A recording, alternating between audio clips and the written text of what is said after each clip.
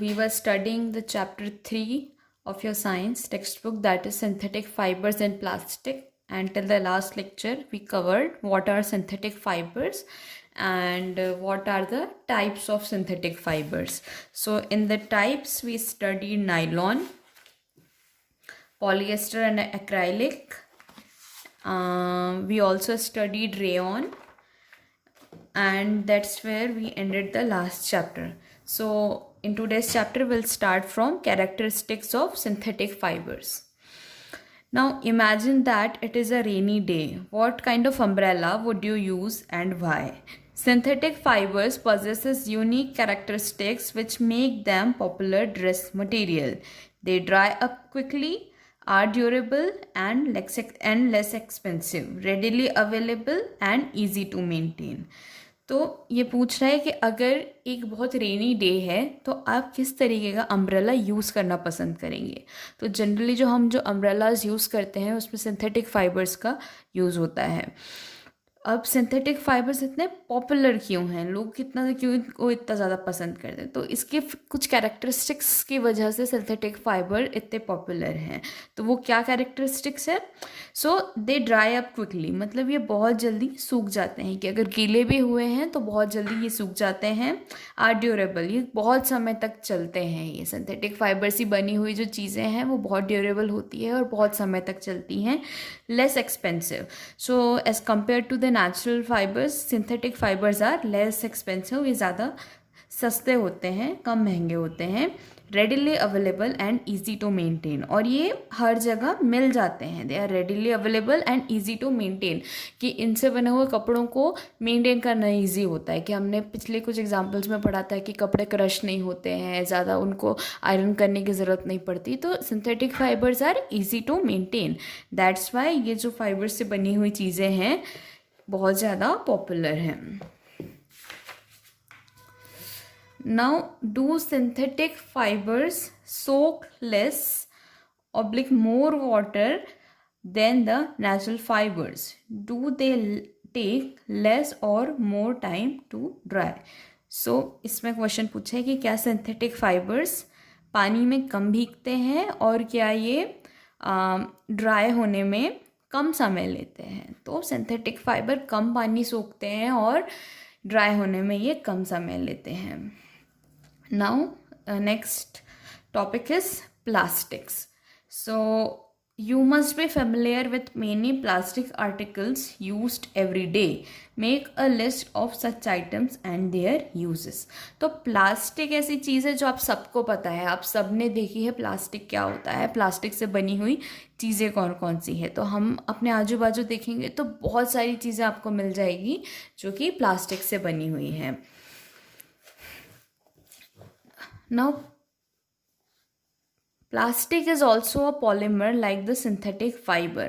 तो मैंने पिछली क्लास में बताया था कि व्हाट इज़ अ पॉलीमर. तो एक ऐसा मटेरियल जो बहुत सारे रिपीटिंग सिंगल यूनिट से बना होता है उसको हम पॉलीमर बोलते हैं. तो सिंथेटिक फाइबर्स के जैसे पॉलीमर भी, प्लास्टिक भी एक पॉलीमर है. All plastics do not have the same type of arrangement of units. तो ये जो प्लास्टिक, जो अलग अलग तरीके के जो प्लास्टिक्स होते हैं, प्लास्टिक्स के भी बहुत सारे टाइप्स होते हैं. तो अगर मैं एक पॉलीमर की चेन बनाऊं, जैसे कि लास्ट क्लास में बताया था मैंने, सपोज ये एक पॉलीमर की चेन है और ये प्लास्टिक पॉलीमर की चेन है. तो हर प्लास्टिक का ये जो यूनिट होगा, इंडिविजुअल यूनिट होगा, ये हर प्लास्टिक के लिए अलग होगा.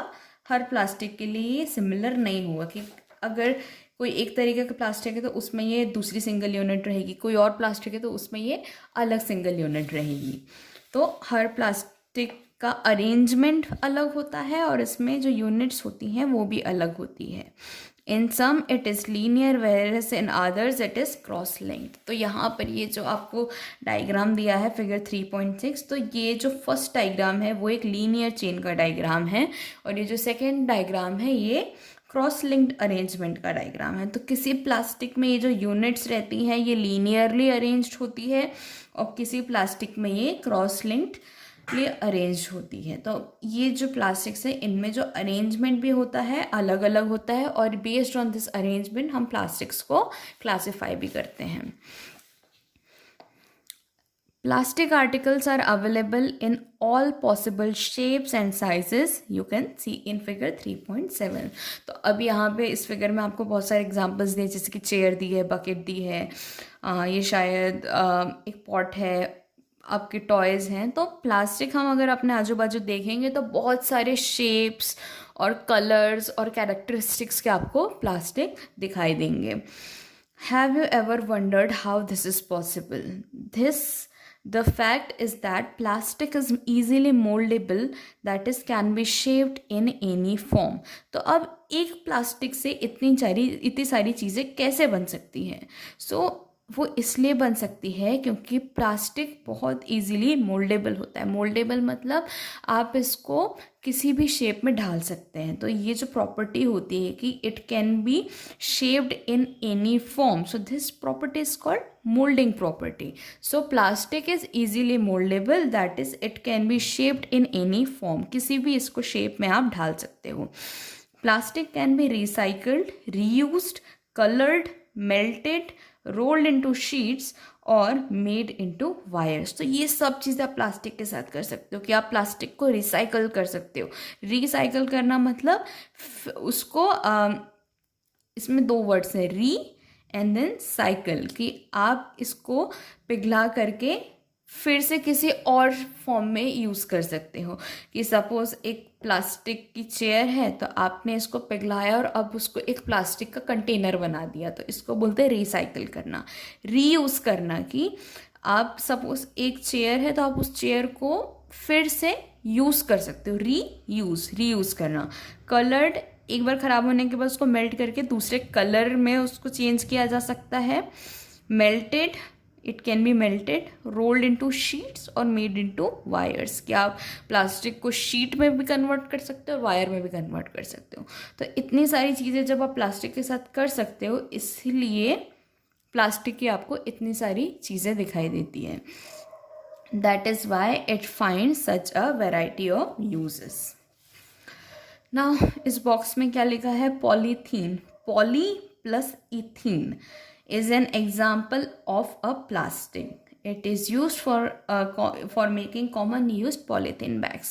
तो आप सबको पता है कि पॉलीथीन क्या होता है। पॉलीथीन आप बहुत बार यूज़ करते हैं डे टू डे लाइफ में, कि एक पॉलीथीन बैग लेकर के आ जाओ, पॉलीथीन में रख दो सामान। So what is this polythene? तो पॉलीथीन दो वर्ड से बना हुआ है, पॉली प्लस इथीन।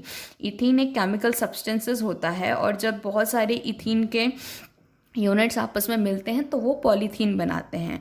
और पॉलीथीन से जो हमारे day to day use bags होते हैं, कि आप पॉलीथीन की झिल्ली बोलते हैं, तो ये जो झिल्लियाँ होती है ये पॉलीथीन से बनी होती है। And polythene is repeating, when repeating units of ethene join together then it forms polythene.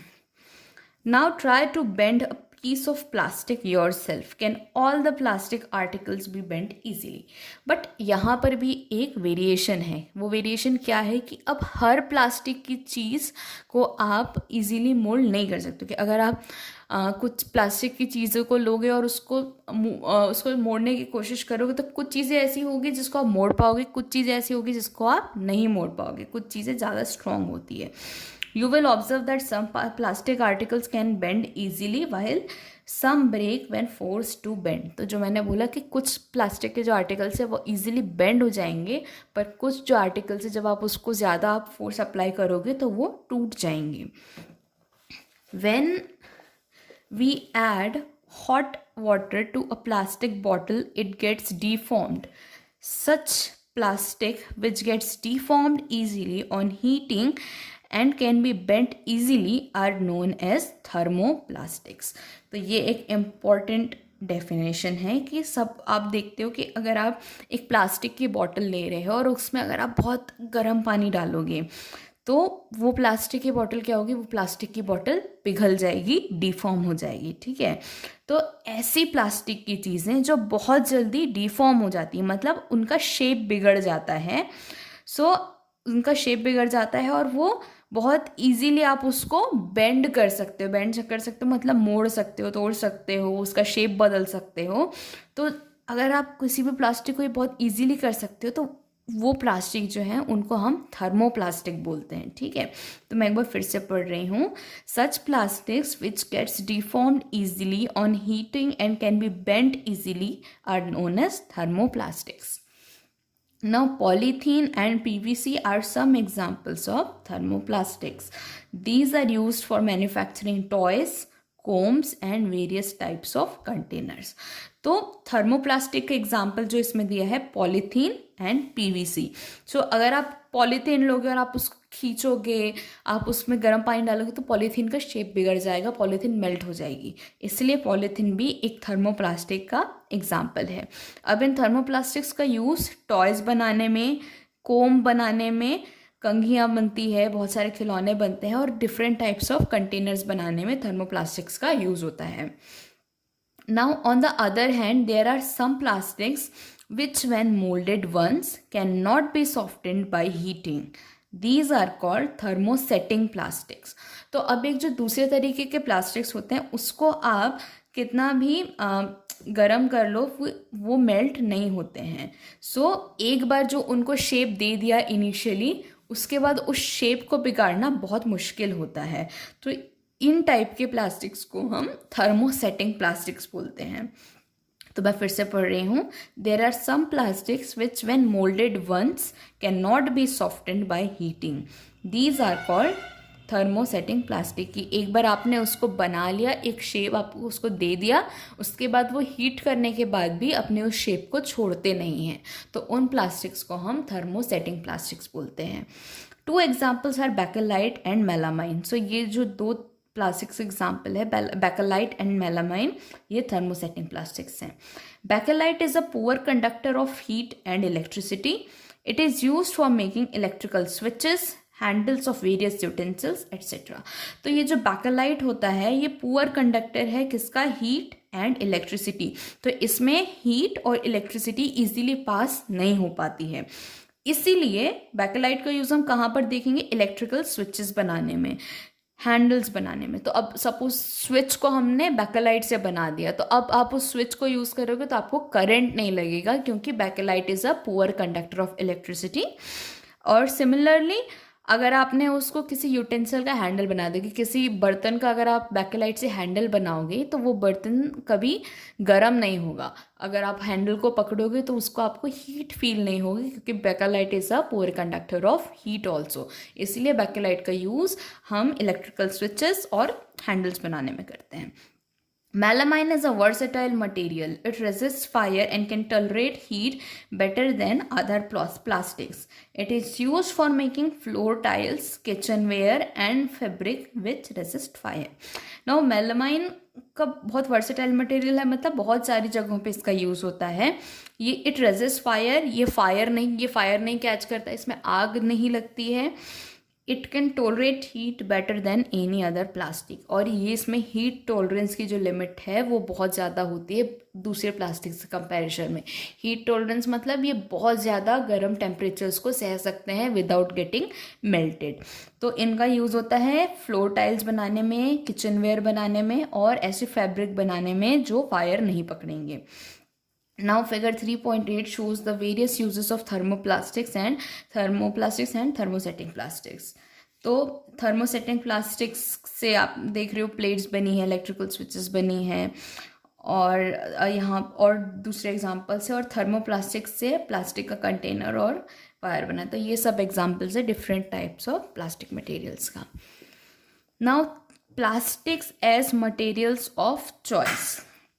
Today, if we think of storing a food item, water, milk, pickle, dry fruit, etc., plastics containers seem most convenient. तो हम अपने घरों में देखेंगे कि plastic के containers हमको कितनी जगह दिखते हैं, कि किचन में हमारे जितने बर्तन रहते हैं वो प्लास्टिक के कंटेनर्स होते हैं। हम पानी अगर फ्रिज में भर के रख रहे हैं तो हम प्लास्टिक की बॉटल्स में लाते हैं। हम जब स्कूल आते थे तो हम लंच प्लास्टिक के डब्बे में लेके आते थे।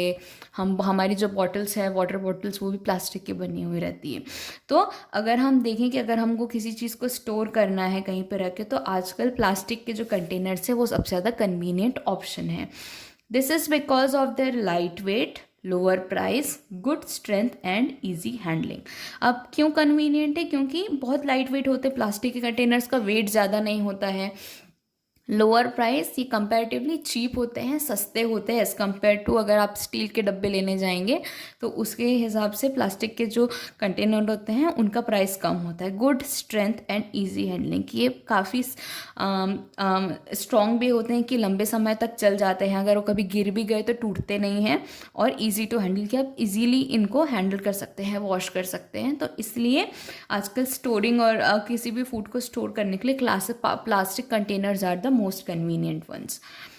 Being lighter as compared to metals, plastics are used in cars, aircrafts, and spacecrafts too.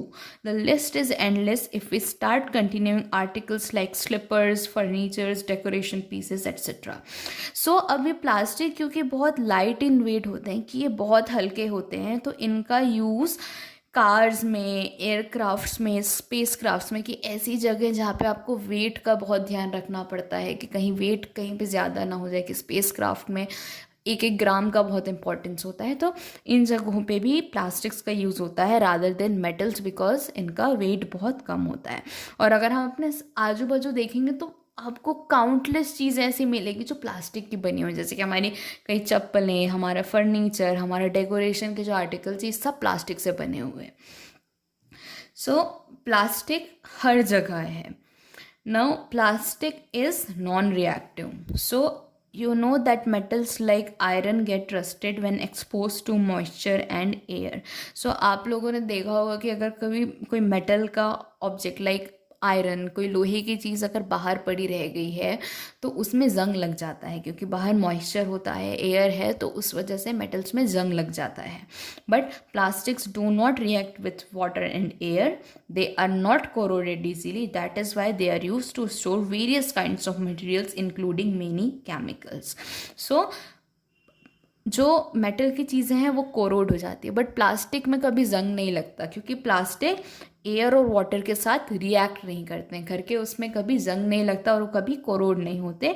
इसलिए प्लास्टिक को हम बहुत सारी चीज़ें स्टोर करने के लिए यूज़ करते हैं, क्योंकि प्लास्टिक बहुत सेफ ऑप्शन है, क्योंकि वो कभी ख़राब नहीं होगा। इसलिए जो बहुत सारे केमिकल्स हैं जिसमें डर, ऐसी चीज़ें जिसमें डर है कि अगर वो एयर और वाटर के साथ इंटरैक्ट करेगी तो कॉम्प्लेक्स केमिकल रिएक्शंस होने लगेंगे, तो इन चीज़ों को हम प्लास्टिक में स्टोर करते हैं जो इनको एयर और वाटर के इंटरैक्शन से बचाते हैं।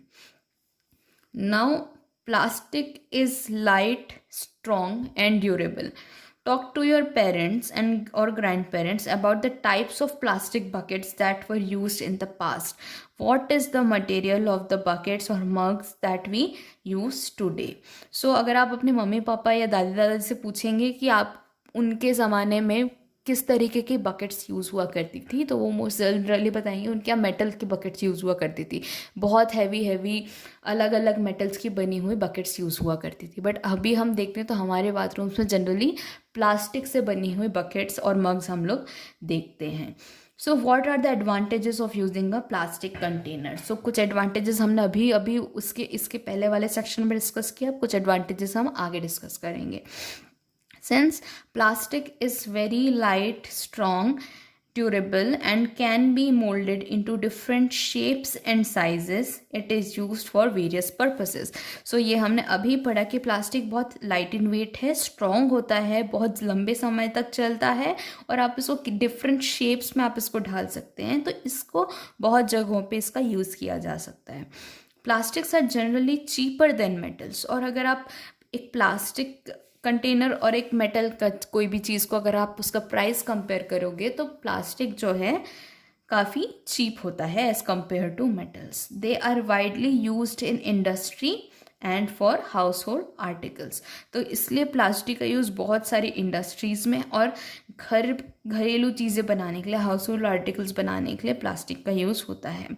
Now make a list of different kinds of plastic containers that you use in daily life. So this is for you guys कि आपको अपने घर में आजू बाजू देख रहे हैं कि कितने तरीके के प्लास्टिक के कंटेनर्स आपके घर में यूज़ होते हैं। Now, plastics are poor conductors. You have learned above that plastics are poor conductors of heat and electricity. That is why electrical wires have plastic covering and handles of screwdrivers are made of plastics. As mentioned above, handles of frying pans are also made of plastic. तो ये plastic की दूसरी property है कि plastics are poor conductors. Poor conductors of what? Poor conductors of heat and electricity.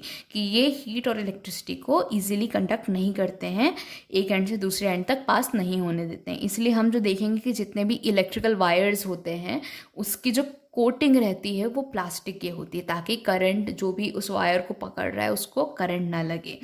Also जो screw drivers और दूसरे जो आप ऐसे मैकेनिकल इक्विपमेंट्स देखेंगे तो उसके जो हैंडल होते हैं वो भी प्लास्टिक के बने हुए रहते हैं. और अभी हमने डिस्कस किया कि जो फ्राइंग पैन्स और अलग जो दूसरे यूटेंसिल्स होते हैं उसके भी हैंडल जो हैं वो प्लास्टिक के बने होते हैं, ताकि हीट जो है उसके हैंडल तक ना पहुँचे और जो यूज़र है, जो भी खाना बना रहा है, उसका हाथ ना जल जाए उससे.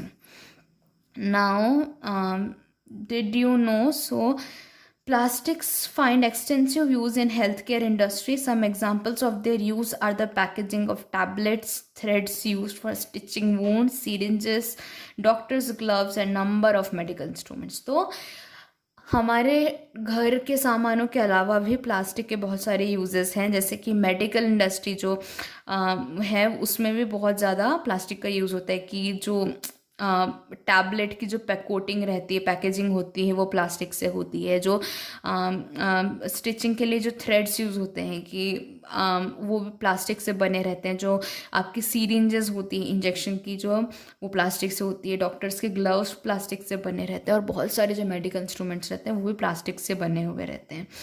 Special plastic cookware is used in microwave ovens for cooking food. In microwave ovens, the heat cooks the food but does not affect the plastic vessel. तो ये एक बहुत इंटरेस्टिंग है कि हमने देखा था कि जो थर्मोप्लास्टिक्स होते हैं वो पिघल जाते हैं, पर जो माइक्रोवेव्स होते हैं उसमें जो बहुत सारे जो बर्तन होते हैं वो प्लास्टिक से बने हुए रहते हैं. तो ये स्पेशल टाइप के प्लास्टिक्स होते हैं जो बहुत हाई हीट, हाई टेम्परेचर भी सह लेते हैं.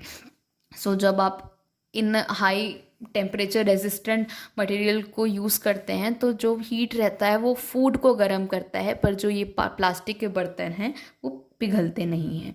Teflon is a special plastic on which oil and water do not stick. It is used for non-stick coating on cookwares. तो आपने सुना होगा कि नॉन स्टिक बर्तन. सो नॉन स्टिक बर्तन में एक्चुअली टेफ्लॉन की कोटिंग होती है, और ये जो टेफ्लॉन होता है it is oil and water resistant. इसमें ऑयल और पानी चिपकता नहीं है. तो अगर आप कहीं पे सुनेंगे कि नॉन स्टिक कुकवेयर है, नॉन स्टिक बर्तन है, तो समझ लेना कि उसमें टेफ्लॉन की कोटिंग की हुई है. Next is fireproof plastic. Although synthetic fibers catch fire easily, it is interesting to know that the uniforms of firemen have coating of melamine plastic to make them flame resistant. तो अभी हमने melamine के बारे में पढ़ा कि it is highly resistant to fire. तो generally जो दूसरे प्लास्टिक्स हैं वो हमने जो अभी इससे पहले वाले लेक्चर में पढ़ा था कि सिंथेटिक फाइबर्स इजीली फायर को कैच कर लेते हैं. इसमें आग लग जाती है और ये स्किन पे चिपक जाते हैं. बट जो फायरमैन होते हैं, जो उनके जो क्लोथ्स रहते हैं वो मेलामाइन प्लास्टिक की कोटिंग से रहते हैं ताकि उनमें आग ना लग सके. Now plastic and the environment. So when we go to the market, we usually get things wrapped in plastic